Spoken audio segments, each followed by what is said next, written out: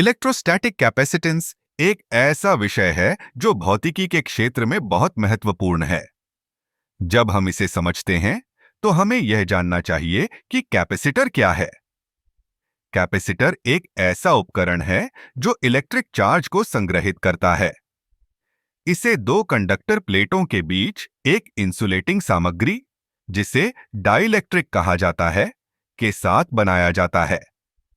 जब हम एक कैपेसिटर को चार्ज करते हैं तो एक प्लेट पर सकारात्मक चार्ज और दूसरी पर नकारात्मक चार्ज इकट्ठा होता है। यह चार्ज तब तक बना रहता है जब तक कि उसे किसी सर्किट में डिस्चार्ज नहीं किया जाता।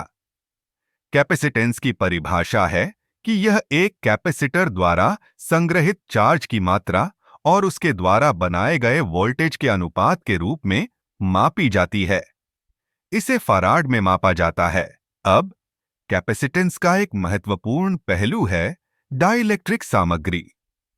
जब हम डाइलेक्ट्रिक को कैपेसिटर के बीच रखते हैं तो यह इलेक्ट्रिक फील्ड को प्रभावित करता है और कैपेसिटेंस को बढ़ाता है। डाइलेक्ट्रिक की विशेषताएं, जैसे कि उसकी स्थिरता और उसकी भौतिक संरचना, कैपेसिटेंस को प्रभावित करती हैं।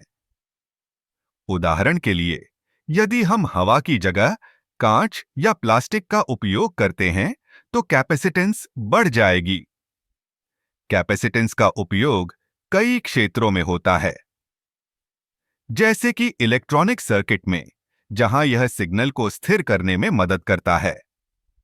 इसके अलावा यह ऊर्जा संग्रहण में भी महत्वपूर्ण है, जैसे कि फ्लैश कैमरों में, जहां कैपेसिटर तेजी से चार्ज होता है और फिर एक झटके में डिस्चार्ज होता है, जिससे एक तेज रोशनी उत्पन्न होती है।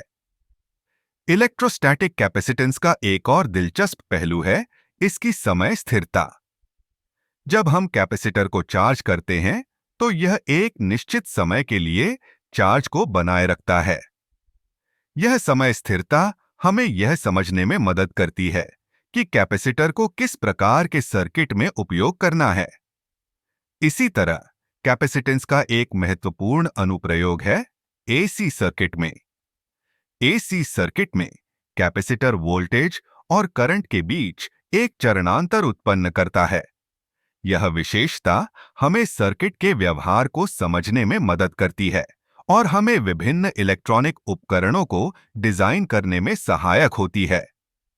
इस प्रकार इलेक्ट्रोस्टैटिक कैपेसिटेंस एक ऐसा विषय है जो न केवल भौतिकी के सिद्धांतों को समझने में मदद करता है, बल्कि यह हमारे दैनिक जीवन में भी महत्वपूर्ण भूमिका निभाता है। इसके विभिन्न अनुप्रयोगों और सिद्धांतों को समझकर हम इलेक्ट्रॉनिक्स की दुनिया में और अधिक गहराई से प्रवेश कर सकते हैं।